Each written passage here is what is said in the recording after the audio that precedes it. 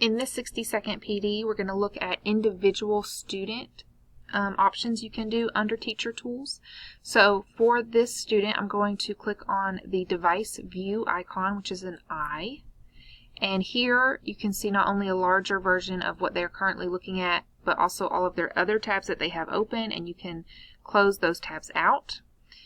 I have a screen lock option, so I can lock just this individual student, push a URL out to the individual student, a lot of the same tools, but this time it is just to the individual instead of everyone in the class. Site lock and announcement are also ones that are part of the full class tools. Very quickly, I want to show you if I were to set up a site lock for the entire class and I sent them all to well, I guess we'll just do Moodle again, right?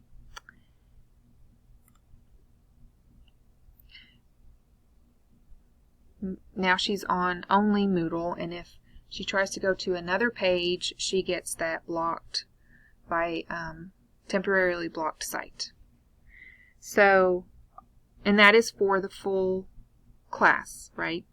So, I just wanted to show you that it blocked another tab that I went to. So then when I pull back to Moodle, let's say this student completes their Moodle test and you want them to move on to the next activity, but other students are still testing and you want to keep them locked into Moodle. I can go into this individual student, and I now have a release button, which was not here a second ago, that is going to allow me to release only this student from Moodle, and they can move on and do the next activity while everyone else completes their test.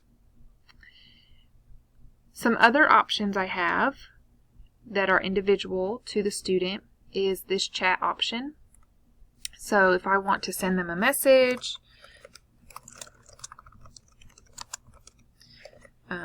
this is what it will look like on their end. So I'm going to send this, and for a second I will close it, and you'll see on their screen this bubble, blue bubble, pops up, and they have to click on that in order to start chatting back and forth with you. Again, all those chats, messages, they are stored in the history. I'll show you how to access that in a moment.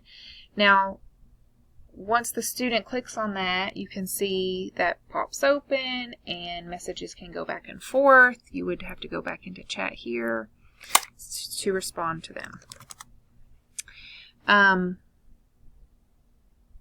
Now, if they do not click on that blue bubble, then they do not see your message. And thank you to Miss Laws for letting me know an announcement works so much better because it blanks out their screen, as you can see here. So this is an announcement just to this student. So if you do have a more individualized message, you can still use announcement because it is only going to this student and not the full class. They cannot respond back to you in this method, but they can get your message, and then they have to click OK to be able to do anything else on their Chromebook. They can't even switch tabs.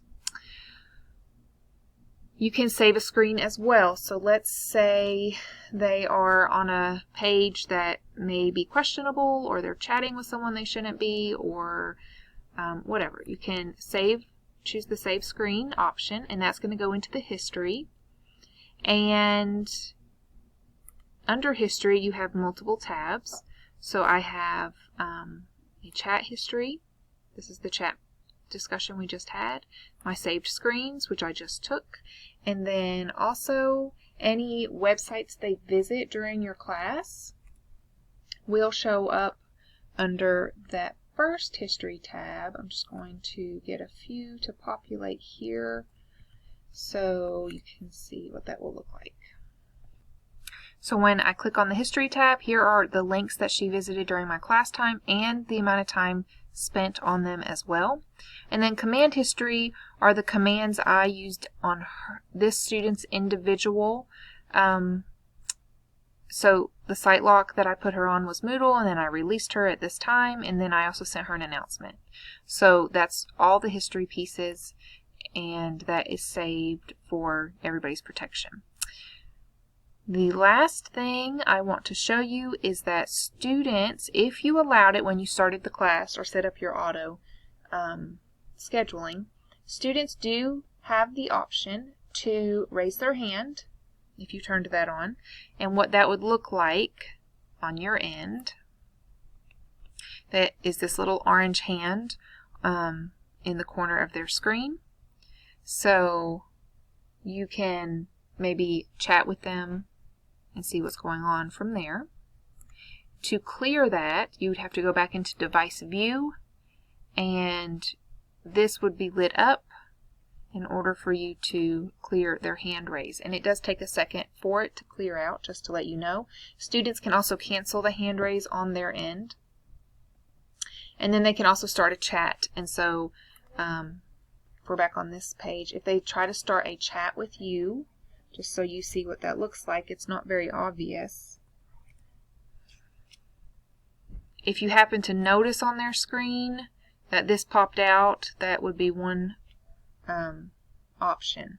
But also, this chat bubble icon starts to glow orange. Again, not super obvious, but those are the two ways you can kind of tell if they're trying to chat with you. And finally, the other button you have is the print, which you can also save as a PDF. And this gives the current screen they are on and their tabs that they have open in case you need to have that as a format as well. Again, you can save their screen and it goes into their history. So those are the two screens I have saved. And that's all the teacher tools that you can apply to an individual student within the class.